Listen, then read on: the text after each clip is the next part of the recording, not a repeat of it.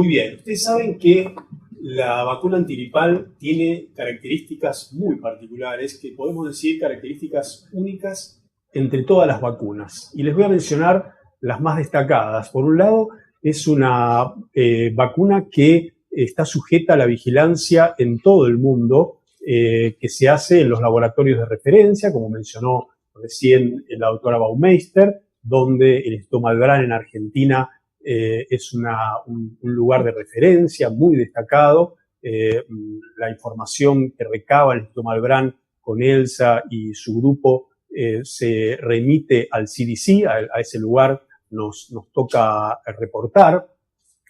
Es muy importante que la vigilancia da una información sustancial para la formulación de la vacuna, que la otra característica es que no son las compañías farmacéuticas las que definen el componente vacunal, sino que es un organismo supranacional, como es la Organización Mundial de la Salud, que toma la información de la vigilancia en ambos hemisferios y le indica a las compañías farmacéuticas qué tipo de formulación tiene que tener la vacuna cada año. Esas formulaciones se hacen en dos oportunidades, en febrero o marzo para el hemisferio norte y en septiembre para el hemisferio sur. Esa es otra característica diferencial de la vacuna antigripal. El otro punto que también es destacado es el tiempo que demanda la fabricación, porque la vacuna antigripal se hace principalmente en huevos embrionados y eso demanda entre 6 a 8 meses de fabricación, por lo cual las compañías tienen que hacer un enorme esfuerzo tecnológico para tener las vacunas disponibles en el momento adecuado. Por supuesto que se han desarrollado otras tecnologías que ya vamos a mencionar, pero a este largo tiempo de fabricación se acompaña también que, si bien, como destacó la doctora Baumeister, se puede vacunar en diferentes épocas del año, inclusive en periodos como en meses como agosto, septiembre, cuando está circulando el virus en los pacientes de riesgo, se puede aún vacunar. En realidad, el tiempo de aplicación de la vacuna, a diferencia de otras vacunas que conocemos, es restringido, porque suele ser el tiempo óptimo en la época otoñal, que ya empezamos, ¿no? Entre marzo y mayo sería el tiempo más adecuado para administrar la vacuna. Me gusta decir que la vacuna antigripal es una familia de vacunas, porque realmente es así. Tenemos vacunas de diferentes características, no solamente por la concentración antigénica, como vemos aquí, desde estas concentraciones pequeñas como 1.875 microgramos, que se emplearon y se diseñaron para contrarrestar las pandemias y poder abastecer a una población más numerosa, hasta las vacunas con altas concentraciones de antígenos de 180 microgramos, ¿no? Que tienen 60 microgramos de cada uno de los antígenos. También varían en cuanto a la vía de administración intramuscular, la que conocemos más habitualmente, inhalatoria, intradérmica. También tenemos tipos de vacunas de acuerdo a su actividad, si son inactivadas o atenuadas, de acuerdo a los componentes, la vacuna trivalente y la cuadrivalente, que después vamos a hablar un poquito más de ella, y la forma de fabricación, como les decía, puede ser la más habitual en huevos embrionados, pero se han desarrollado otras tecnologías como cultivo celular que hacen que la fabricación sea más rápida y pueda uno disponer de las vacunas más puntualmente. Lo mismo la recombinante, que es la que se hace en baculovirus y que también tiene un tiempo muy cortito de fabricación. Y también tenemos vacunas sin y con adyuvantes. Nosotros conocemos aquí en Argentina el MF59, que se utilizó en la época de la pandemia y que también va a estar disponible pronto en nuestro país. ¿Para qué sirve la vacuna antigripal? La vacuna antigripal sirve básicamente, o por lo menos el objetivo que pretendemos de una vacuna ideal, son estos tres que vemos aquí. Prevenir la infección del virus de la gripe, obviamente, disminuir la severidad de las manifestaciones de la gripe y sus complicaciones. Hay otro punto que no está aquí, señalado, pero que voy a mencionar, que es disminuir la diseminación del virus de la gripe. En cuanto a la prevención de la infección, fíjense que la eficacia, la efectividad de esta vacuna varía en diferentes escenarios. Es muy buena para prevenir la infección por el virus gripe en adultos jóvenes, pero la verdad que en otros escenarios, como en los mayores de 65 años, tanto los que están en la comunidad como sobre todo los que están en comunidades cerradas, la eficacia de la vacuna es menor. En cuanto a disminuir la severidad de las manifestaciones de la gripe y sus complicaciones, también, fíjense aquí que vemos que es más potente en prevenir la muerte como dato duro, como evolución, punto de evolución duro, la muerte en ancianos, en adultos mayores que están en comunidades cerradas. También tiene un valor importante en la reducción de un nuevo evento coronario, un nuevo infarto de miocardio, y es variable en otros escenarios en cuanto a la disminución de internaciones por neumonía o por influenza, lo mismo para reagudización de enfermedades respiratorias como la enfermedad pulmonar obstructiva crónica o las internaciones por insuficiencia cardíaca. Es decir, que tenemos una vacuna que tiene ciertas limitaciones, la actualmente disponible, sobre todo la trivalente. Y también el punto que les mencioné al inicio, que es que también la vacuna sirve para disminuir la diseminación del virus. Y esto es un dato muy importante porque es una de las razones por las cuales los profesionales de la salud tenemos que vacunarnos.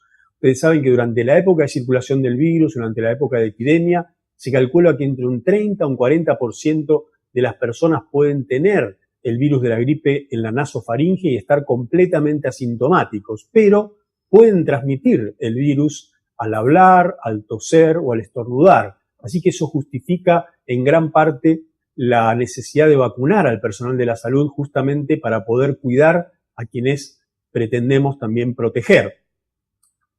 ¿Qué es lo que condiciona el efecto final de la vacuna antigripal? ¿Qué es lo que condiciona su utilidad, su eficacia, su efectividad? Hay varios factores que quiero destacar. Por un lado, uno muy importante. Ustedes saben que los expertos mencionan que lo más predecible del virus de la gripe es que es impredecible. Y realmente es así. La relación entre el virus vacunal y el virus que está circulando es difícil de anticipar.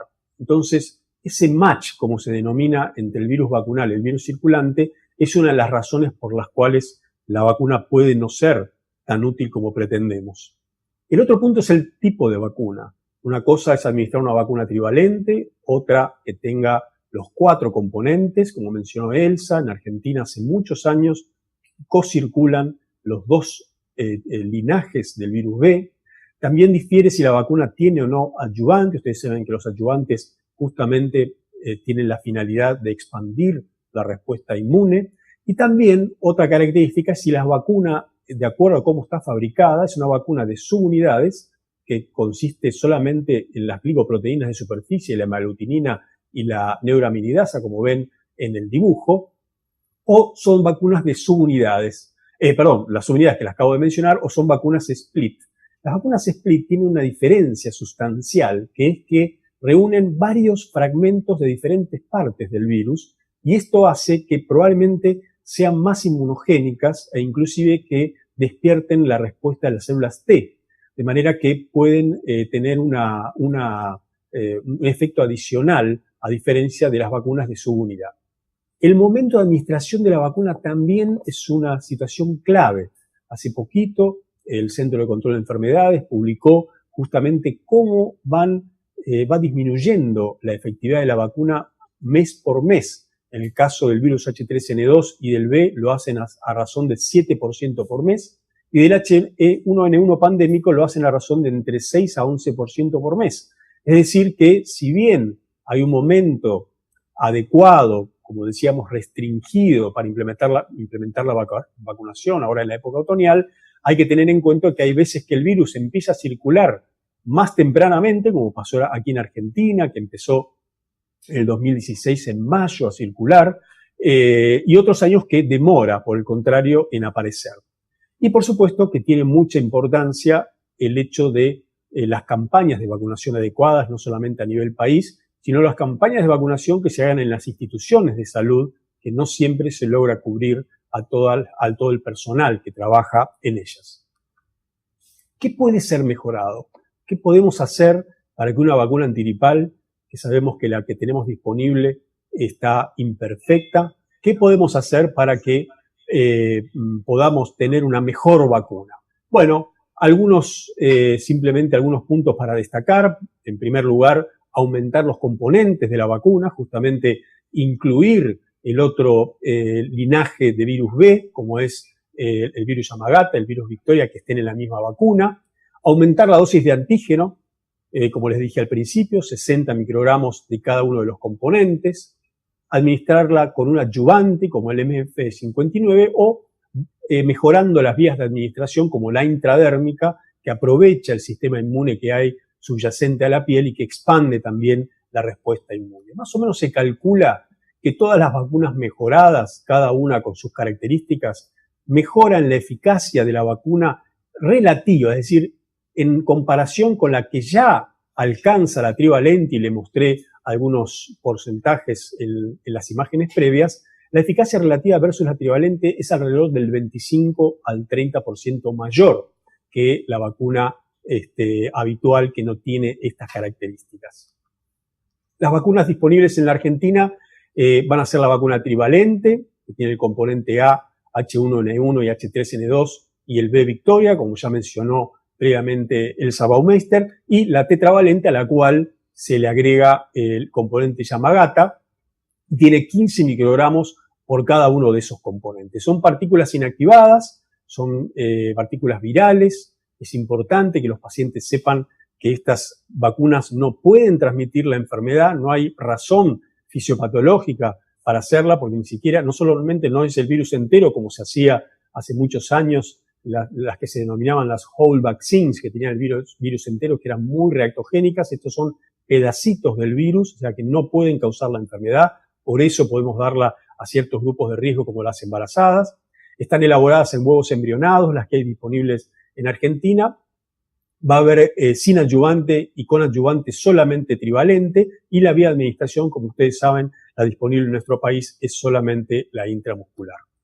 De manera que entonces, para concluir, tenemos diferentes vacunas para atenuar el impacto de la gripe. Están dirigidas especialmente a los grupos vulnerables, si bien se pueden vacunar todas las personas a partir de los 6 meses de edad. Estamos en especial haciendo hincapié en vacunar a aquellos que son más vulnerables al impacto de la gripe y sus complicaciones, y es muy importante promover la vacunación especialmente en los adultos. Muchas gracias. Ahora vamos a pasar a los 10 minutos de preguntas por chat. Les pedimos a nuestros participantes entonces que nos las envíen, y luego, si en estos 10 minutos no llegamos a responderles, que nos envíen sus consultas a nuestro mail estambuliantalk@estambulian.com.ar. Excelente, nos dicen. Sí. ¿Qué se le dice a los pacientes que creen que adquieren gripe con la vacuna?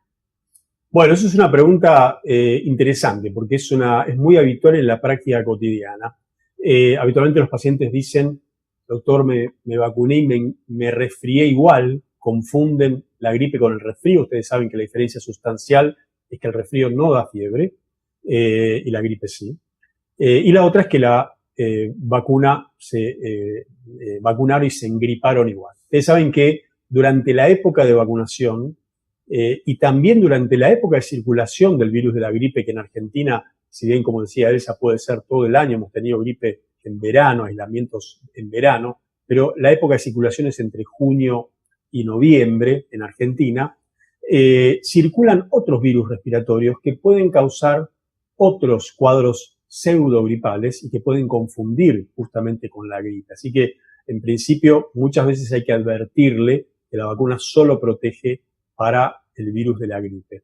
Y después es cierto que algunas personas, a pesar de vacunarse, como ciertos grupos vulnerables, como les mostré, por lo menos, por ejemplo, los mayores de 65 años, pueden adquirir la gripe, pero la adquieren de menor intensidad, y hay que advertirles que el objetivo en ellos en realidad no es que no tengan gripe, sino que no tengan las complicaciones de la enfermedad, porque muchas veces se manifiestan tardíamente de otra manera. Por ejemplo, es muy habitual que pacientes consulten a la guardia porque tienen una fibrilación auricular, o porque tienen insuficiencia cardíaca, o porque han hecho un evento coronario, o reagudizado enfermedad pulmonar subyacente, o una alteración de la glucemia en los diabéticos. Cuando uno les hace el interrogatorio, los pacientes relatan que una semana o 2 semanas antes tuvieron un cuadro gripal.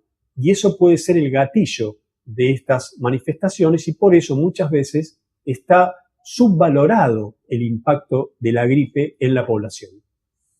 Y por eso es tan importante que los grupos de riesgo se vacunen y que los profesionales de la salud que nos acompañan nos ayuden a crear conciencia en estos grupos de riesgo. Así es, así es.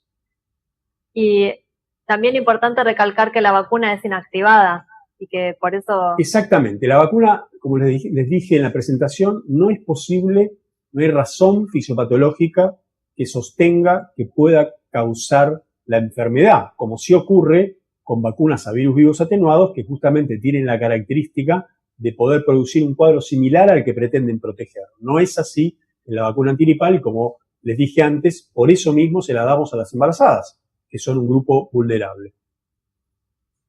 Nos piden acá que nos recuerde cuáles son las contraindicaciones para vacunarse con la antigripal. Bueno, eso la verdad que hay muy pocas. En realidad son pacientes que tienen alergia severa a las proteínas del huevo, pero aún así muchos expertos sugieren que la alergia al huevo es extremadamente infrecuente, pero sugieren algunos expertos hacer la desensibilización, así que podrían vacunarse igual. En las vacunas que vienen en frasco multidosis, que tienen conservante como el timerosal, hay más o menos un 0.01% de la población que pueden tener alergia al timerosal, así que sería conveniente no darle las vacunas de frasco multidosis, sino de monodosis, que no tienen ese conservante. Y después hay una contraindicación relativa, que es los pacientes que están cursando cuadros febriles, básicamente porque pueden mascarar la situación, pero es muy común que nos pregunten, doctor, estoy resfriado, tengo un catarro y quiero vacunarme. ¿Puedo hacerlo? Sí, pueden hacerlo siempre que no tengan fiebre. Sí, nos preguntan también mucho en nuestro Facebook si se la pueden recibir aunque estén tomando antibióticos. Absolutamente, no solamente la pueden recibir tomando antibióticos, sino los pacientes que están tomando corticoides, que es otra pregunta frecuente, o los pacientes, por ejemplo, que tienen enfermedades reumatológicas y que reciben tratamiento inmunosupresor, pueden recibir la vacuna antiripal como la de la neumonía, que después va a referirse a ella el doctor Gustavo Lopardo, la pueden recibir. Puede ser que la inmunogenicidad, es decir, la protección sea un poco menor, pero desde el punto de vista del riesgo-beneficio es mejor que reciban las vacunas, aunque estén recibiendo esa medicación. Nos dice si nos puede comentar algo más acerca de los beneficios de la vacuna cuadrivalente.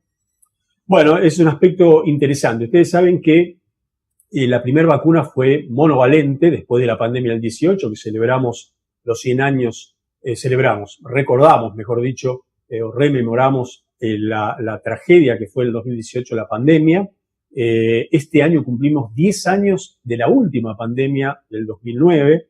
La primera vacuna fue monovalente, después en la década del 40 aparece la vacuna bivalente, que tenía el virus A de la pandemia más el virus B, que se detecta tardíamente. Y en la década del 70 se empieza a ver que había desaparecido uno de los virus de la gripe, que era el H2N2, y la Organización Mundial de la Salud, que es la que define la composición vacunal, en la década del 70 y se concreta en el 78, se hace una vacuna trivalente, que tenía el componente H1N1, el H3N2 y un componente B. Esto siguió así hasta que en la década del 80 se distinguen que hay dos linajes de virus B, el Victoria y el Yamagata, y desde el 2002 se vio que en todo el mundo, incluyendo en Argentina, están cocirculando el virus B, los dos linajes. Entonces, en 2012, como fue en la década del 70, la Organización Mundial de la Salud le dice a las compañías farmacéuticas, señores, tienen que hacer una vacuna cuadrivalente.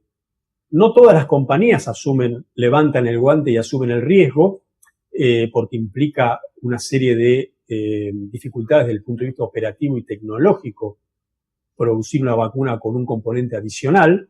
Entonces, algunas compañías empiezan a desarrollar la vacuna cuadrivalente, y esto que está pasando ahora en esta segunda década del siglo XX es parecido a lo que ocurrió en la década del 70. Es decir, están yendo todas las compañías en todo el mundo a reemplazar la trivalente por la cuadrivalente, y seguramente en los próximos años sea la vacuna que predomine, de la misma manera que en el 78 apareció la vacuna trivalente que tuvimos todos estos años.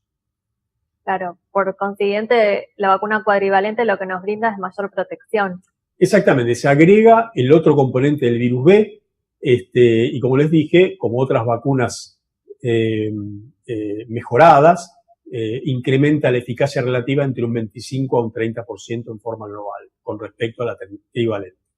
Una de las preguntas que nos llegan es desde Panamá. Saludos desde Panamá. Muchas gracias por acompañarnos desde allá. ¿Qué opina de las vacunas de influenza hechas en cultivos celulares y no en huevos embrionados? Excelente presentación.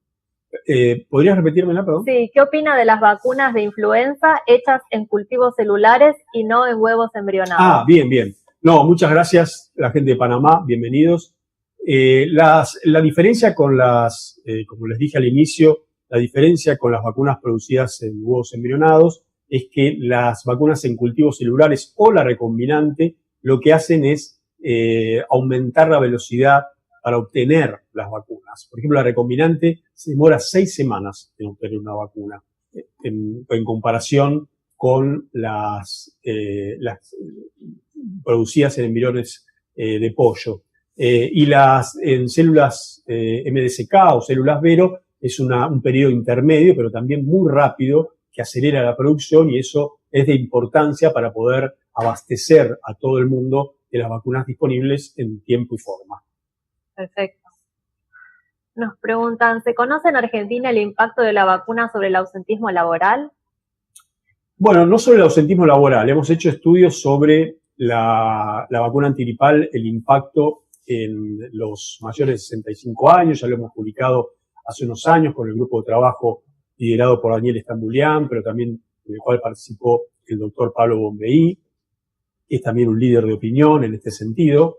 Pero sí lo que sabemos es que el ausentismo laboral le sigue al ausentismo escolar. Primero empieza la epidemia en los niños, empiezan a faltar al colegio, y después cuando los niños retornan al colegio empieza el ausentismo de los padres que han estado con sus hijos. Y lo que sí se sabe es que los estudios sobre el impacto de la vacuna en los adultos laboralmente activos es que reduce el ausentismo laboral entre un 30 a un 40%. Así que esa es otra razón por la cual se pueden vacunar todas las personas que así lo deseen. ¿Se puede coadministrar la vacuna antigripal con otras vacunas?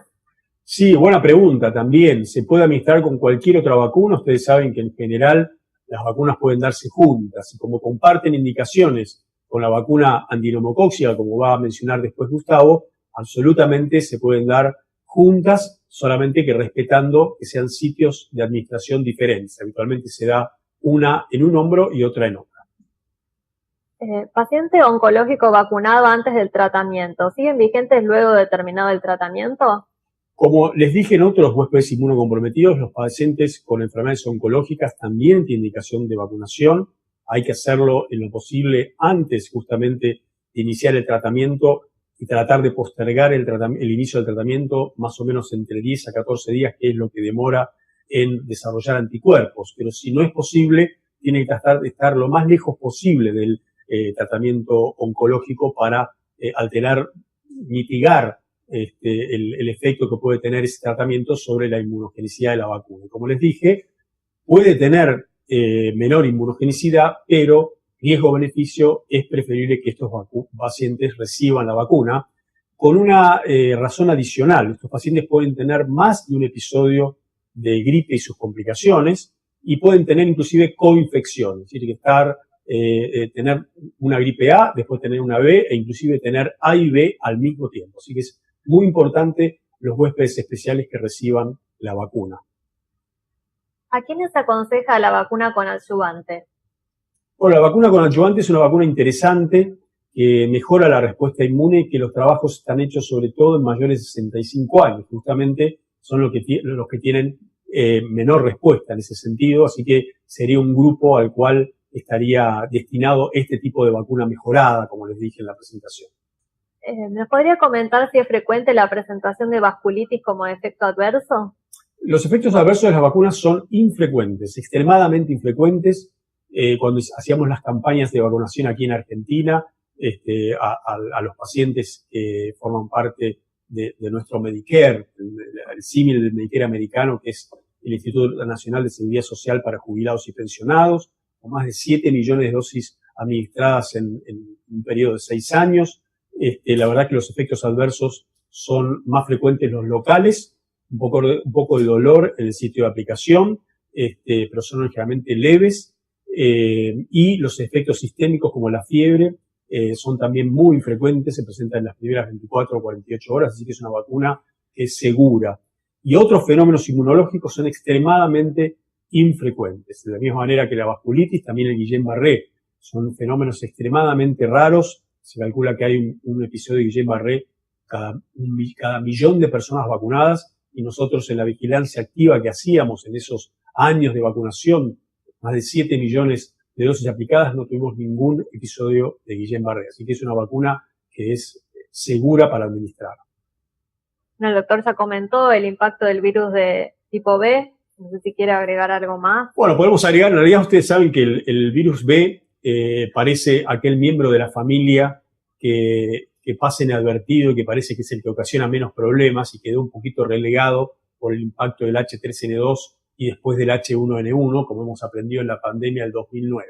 Pero en realidad el B tiene algunas características que aprovecho para mencionarles ya que me hacen la pregunta. Por un lado, tiene un periodo de incubación bastante más corto que el del virus A, 0.6 días versus 1.4 del virus A. Así que produce más rápidamente la enfermedad. Suele afectar sobre todo a niños y adultos jóvenes, suele tener una manifestación bimodal, sobre todo en los individuos de 20 años y en los de 40, y un gap ahí entre 20 y 40 que se ha visto en estudios epidemiológicos, pero ya cada vez más se ve que el impacto puede ser en otras poblaciones. Por ejemplo, hay un estudio reciente realizado en México con un grupo mexicano y el NIH de Estados Unidos, donde vieron que en las mujeres embarazadas se ha visto que pueden tener con frecuencia el virus B, sobre todo en el segundo trimestre, y eso hace que los niños puedan tener un 10% menos de peso al nacer, y cuando adquieren el B en el primer trimestre pueden tener un periodo de gestación un poco más acortado. Así que se vio este impacto del B en las embarazadas, y un estudio reciente publicado en el New England Journal of Medicine por el Instituto Canadiense de Enfermedades Infecciosas, como si fuera el NIH canadiense. Ellos analizaron el impacto de virus respiratorios en eventos isquémicos e infarto, y ellos vieron que era más frecuente con el virus influenza, con cualquiera de los tres tipos, el A y el H3N2 y H1N1 y el B, pero vieron que la mayor frecuencia de infarto en los 7 días siguientes a la adquisición de la enfermedad era con el virus B. 10 veces más probabilidades de infarto versus 5 que tenía el virus A. Así que el virus B, con una población que tenía una edad media de 77 años, en adultos mayores, es importante saber que el virus B no parece ser tan inocente como imaginábamos.